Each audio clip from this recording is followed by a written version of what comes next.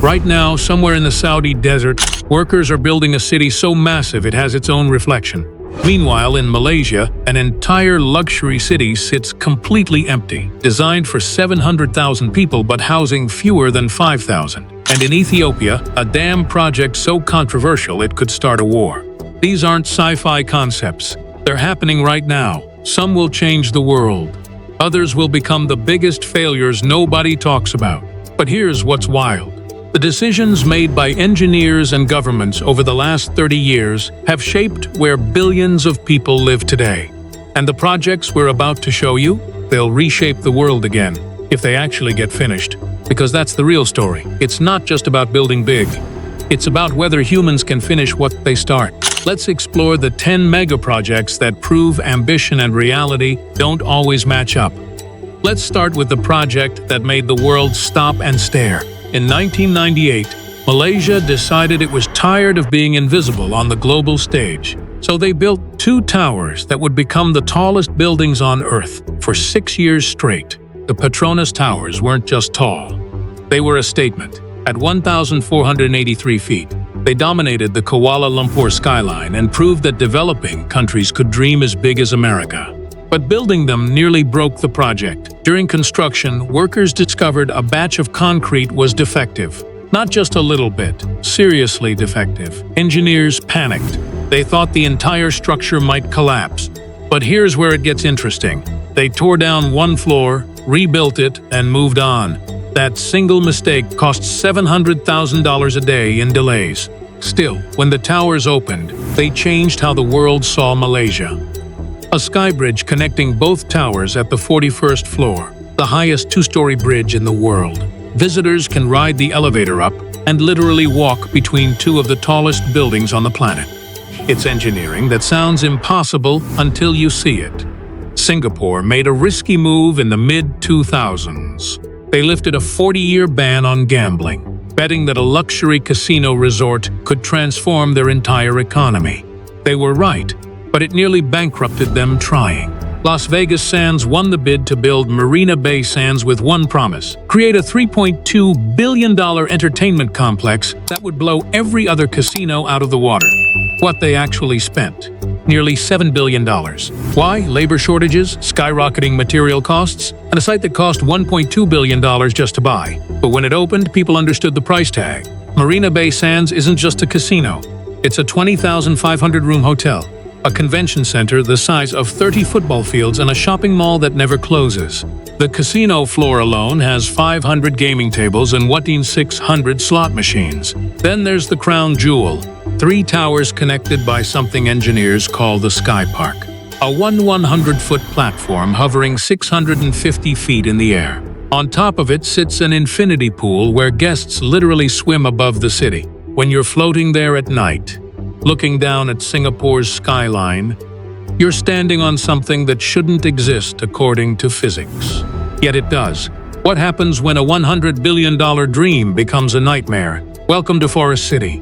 In 2006, a Chinese company called Country Garden looked at Singapore's success and thought, we can do that, but bigger. They announced plans to build an entire city on artificial islands just off Malaysia's coast. The vision was stunning. Luxury apartments, 5-star hotels, tech parks, golf courses. Everything a wealthy investor could want. Country Garden sold the dream to Chinese buyers who saw a gold mine. Thousands poured hundreds of millions into apartments they'd never seen in person. The company predicted 700,000 residents would move in within a decade. It sounded crazy. It was crazy. By 2019, only 500 people actually lived there. Today, maybe a few thousand. The streets are empty. The buildings stand half-finished. What was supposed to be a thriving metropolis became a ghost town. But here's the real kicker. Prices skyrocketed anyway. In 2017, an apartment cost $170,000. Today, the same apartment costs $1.14 million. Why would prices go up when nobody's moving in? Because investors were trapped. They couldn't sell. They couldn't rent. So the developer just kept raising prices, hoping to attract new buyers desperate enough to believe the dream might still happen. It hasn't. Forget everything you know about cities. Saudi Arabia's Crown Prince Mohammed bin Salman is building something that shouldn't exist. Imagine sailing down the Red Sea and spotting your own reflection in a building. Except it's not a reflection, it's a 1,600-foot-tall mirror-clad structure stretching 110 kilometers through the desert. Now imagine another one running parallel right next to it. Welcome to the line. This is what a $725 billion bet on the future looks like. The concept is almost too ambitious to describe. Two mirrored skyscrapers creating a narrow, livable space between them. No cars, no pollution. Just 9 million people living in a climate-controlled paradise, powered entirely by renewable energy. But here's where it gets wild. The entire city will be watched by artificial intelligence.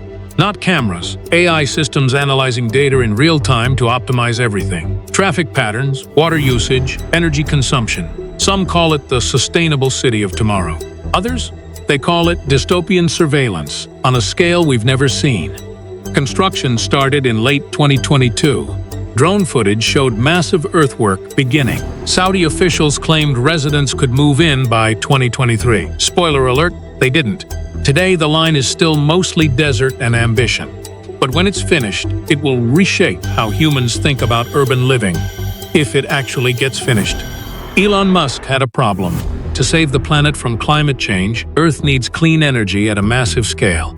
His solution? Build a factory so enormous it breaks records just by existing. The Tesla Gigafactory in Reno, Nevada, will have the largest footprint of any building on Earth when it's complete. We're talking 15 million square feet spread across multiple levels. Bigger than the Great Pyramid, bigger than the Empire State Building, bigger than the Burj Khalifa, all combined. Here's the catch. Every single square foot runs on renewable energy. Solar panels, wind power, geothermal heat. The entire facility will be carbon neutral. Musk's math is simple. 1 gigafactory powers sustainable energy for a region. 100 gigafactories could power the entire planet. But there's a problem. The Nevada factory is only 30% complete, and it's been under construction for nearly a decade. Tesla doesn't just have 1 gigafactory either. There's Giga New York making battery packs, Giga Texas assembling the latest electric vehicles, Giga Berlin in Germany, Giga Shanghai in China. Each one is supposed to follow the same renewable energy blueprint. But the Nevada location? That's the flagship, that's the dream. And it's moving slower than a Tesla stuck in traffic. Saudi Arabia learned something from building one massive industrial city, so they decided to build it twice as big. Jubail started as a fishing village in the 1970s. Then an American company called Bechtel arrived and transformed it into the world's largest industrial city. Over 687 square miles of factories, plants, and infrastructure. By the year 2000, Jubail was generating 7% of Saudi Arabia's entire GDP. It was a massive success. So the Saudi government asked a logical question: what if we doubled it? Jubail 2 is the expansion project that makes Forest City look tiny by comparison. The goal? Take a city of 300,000 people and add another 120,000 residents, plus a brand new university with 18,000 students. At peak construction, the project employs 20,000 workers every single month. The numbers are staggering. $4 billion just for infrastructure, roads, water systems, power grids. Another $18 billion for actual construction. The project is so massive they broke it into 4 phases spread across 22 years. Was it worth it? Jubail 2 is now one of the world's largest energy hubs. But it came with a hidden cost. Hundreds of thousands of migrant workers living in conditions many call inhumane. Success, it turns out, has a human price tag. Qatar spent $200 billion to host a soccer tournament. Yes, you read that right. $200 billion for 1 month of games. When Qatar won the bid to host the 2022 World Cup, the country had a problem. It was mostly desert. So they decided to build an entire city from scratch to host it. Enter Lusail City. $45 billion. That's what Lusail alone cost. The city was designed to house 450,000 people, 250,000 residents, 190,000 office workers, and 60,000 retail staff. 8 new stadiums were built specifically for the tournament.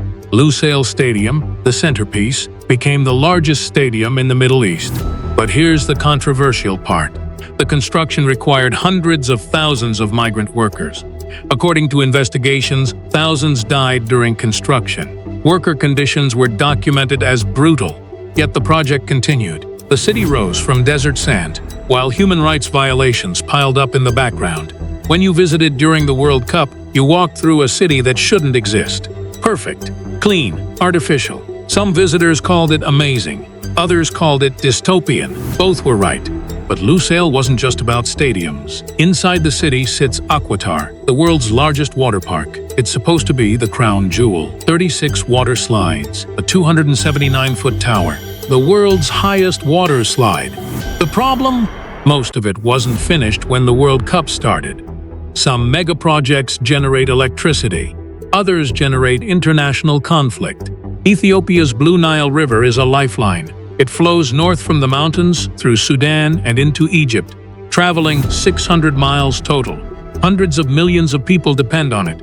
In 2011, Ethiopia announced they were building a dam on it, the Grand Ethiopian Renaissance Dam. $5 billion, the largest hydropower dam in Africa. Why build it? Ethiopia had a problem. 60% of its population lived without electricity. The dam would change that. It would generate power. It would lift millions out of poverty. But Egypt panicked. They rely on the Nile more than anyone. They believed the dam would reduce their water supply. Sudan got caught in the middle. Tensions escalated. Ethiopia filled the dam anyway in 2020. Today, the GERD operates despite the conflict. It's now ranked among the top 20 hydropower dams worldwide. But it came with geopolitical scars that haven't healed. Across the world, Britain faced an energy crisis. Coal was dying. They needed clean power. So in 2008, they greenlit Hinckley Point C, a nuclear power plant with a £25 billion price tag. The French company EDF took the lead. Construction began with promises of 2025 completion. Then COVID hit, then cost overruns, then more delays.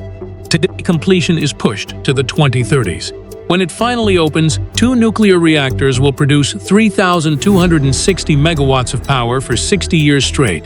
That's enough for 6 million homes, but only if it actually finishes. China faced a problem that money couldn't solve. The North was dying of thirst. Nearly a third of China's population, 400 million people, lives in the northern regions. But the water isn't there. The Yangtze River flows south, away from where it's needed most. So in the 1950s, China's leaders floated an idea so massive it seemed impossible. Divert water from the south to the north, not with trucks, not with pipes, with massive canal systems spanning hundreds of miles. The South-North Water Transfer Project started in 2003. The price tag? $62 billion, more than twice the cost of the Three Gorges Dam. The timeline? 50 years. Yes, you read that right. Half a century of continuous construction. When it's finished, the project will move 44.8 billion cubic meters of water annually across China's 4 main rivers. Water will travel east through existing channels. It will cross the Yellow River through underground tunnels. It will flow into Beijing and other parched northern cities.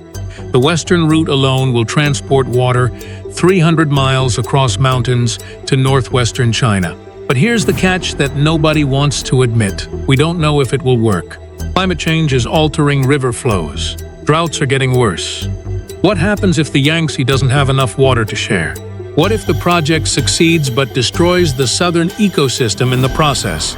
All 10 of these megaprojects share something in common. They're bets. Massive billion-dollar bets on whether human engineering can outrun human problems. Some will succeed, some will fail spectacularly. And some? They're already failing right now, but nobody's paying attention.